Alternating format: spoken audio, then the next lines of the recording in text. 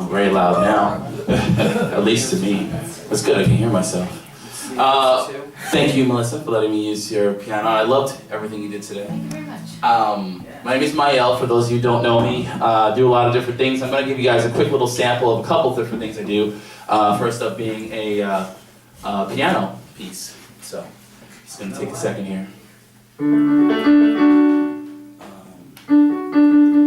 Alright, let's see. Okay, yeah. You can turn it up a little bit. You don't have to be that close. The game will pick you up.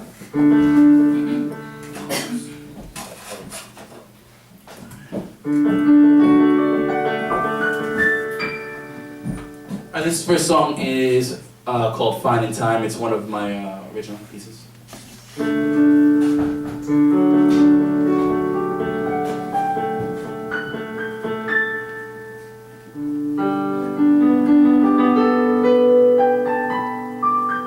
Is that balanced out there? You guys see that pretty good?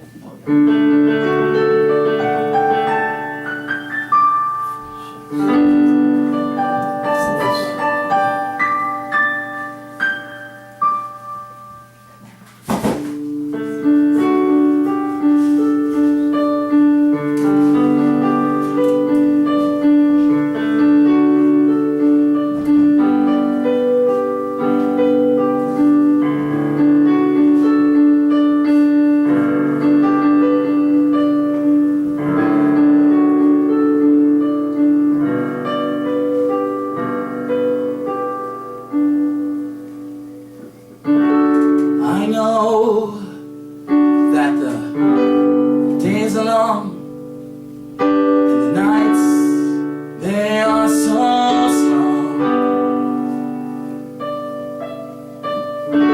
And I know that the words I said were wrong and you had to go.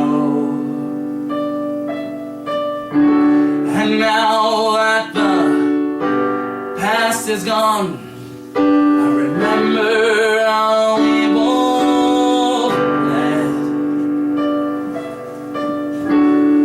But still I hold on to those last words that you said.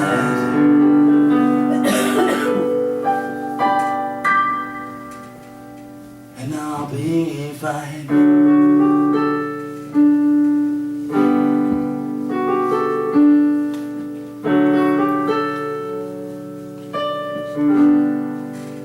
I'll be fine.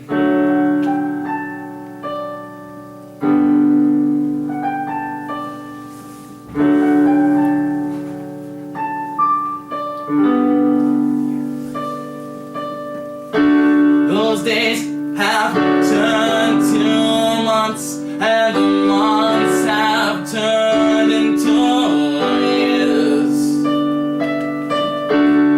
And those last words that you said, they left me so insincere. And I know if I see your face that the pain will become clear. And those last words that you said will ring out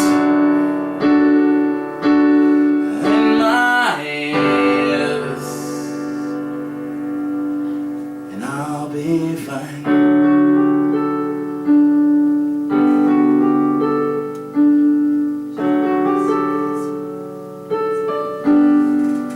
Fine in time.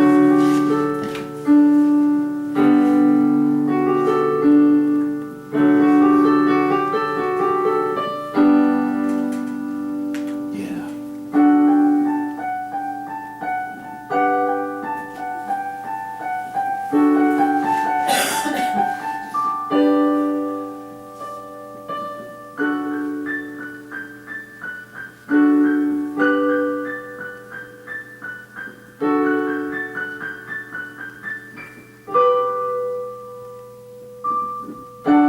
And now that the past is gone, I remember how we both led.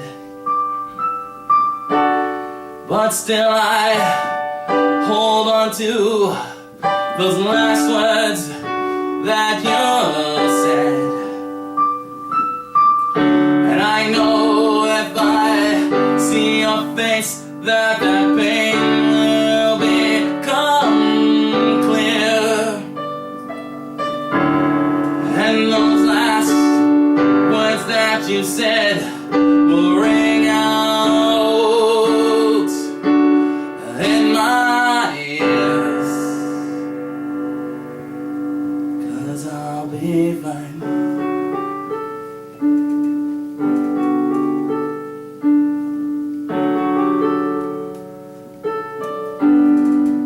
Fine in time.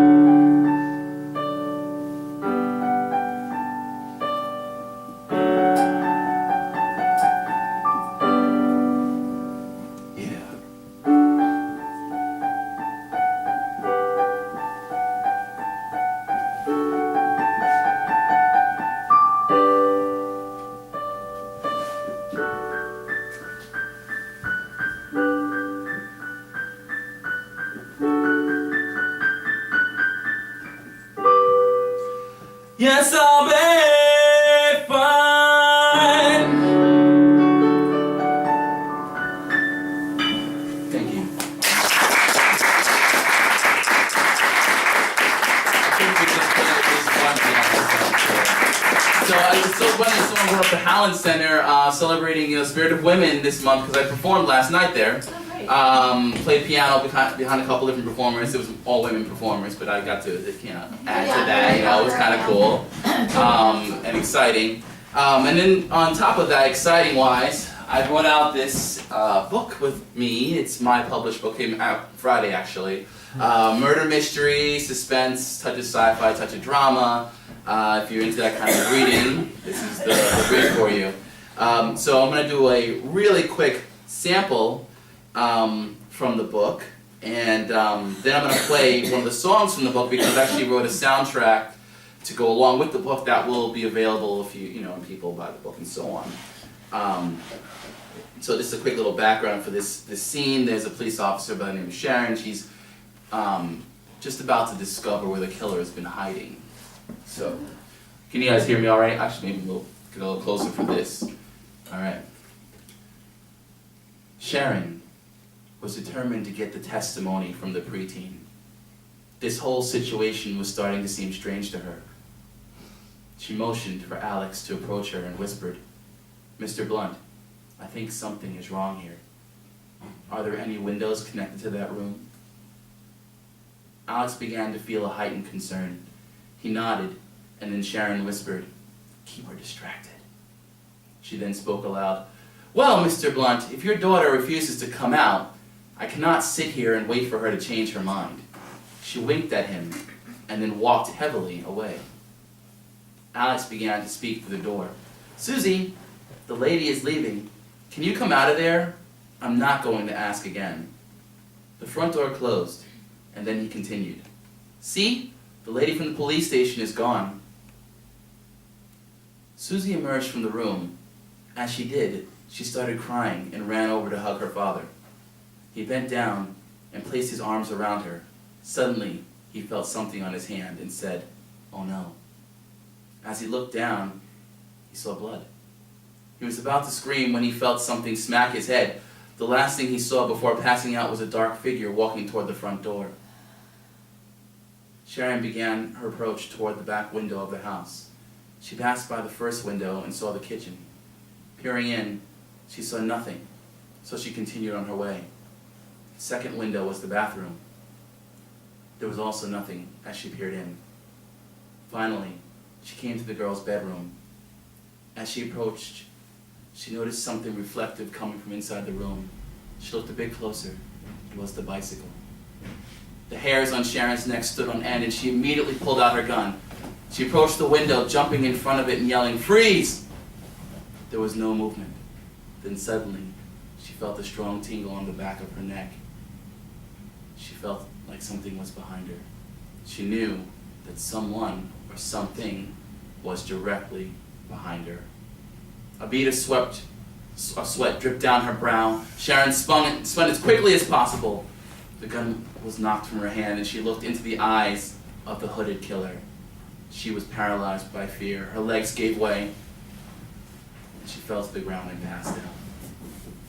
In her half-conscious state, she felt something move along her back, at which point she passed out completely. The sun shone on Sharon's face, and a cool breeze brushed against her cheek. So, there's a little bit of a scene right there for you guys. It's available on Amazon as of Friday, last Friday. So if you want that information, come see me and I'll tell you. The name of the book is Signs of the First Demancer. It's part of a chronicle series. I'm going to be writing 3. I already started the second one. So anyway, so that's that. And there's a little bit of romance in the book, completely different from the suspenseful murder stuff happening. I'm going to play a little guitar song that I wrote for the love between two characters, Sharon and another police officer in the book. So give me 1 second, I'll grab my guitar and I'll do that for you guys. So, alright. I'll move the chair right over here. And I'll plug in. Let's grab this one. Thanks.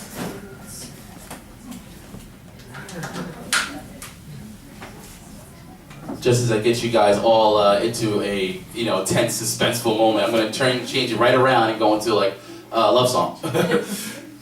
But that's the variety I'm doing tonight. A little bit of variety. So I'm just going to move this over here. And this is a new song, so it's been a minute since I played it, but I'm going to do my best. Maybe let's turn this like that a little bit.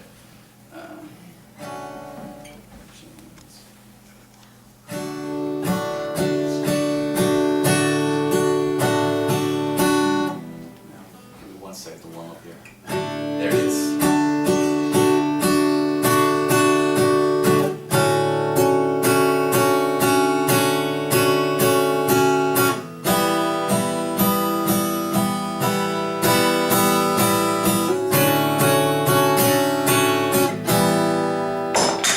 Every day I sit and think of you, wondering where you are and how you've been. In your eyes, they rip through me and steal my heart, 'cause you're so beautiful, beautiful to me.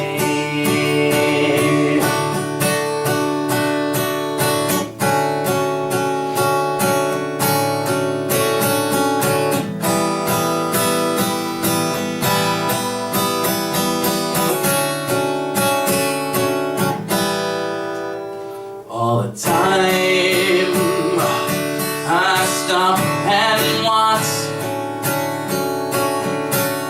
to talk to you, but I need the right words to say how I feel deep inside. But I miss the right words to say.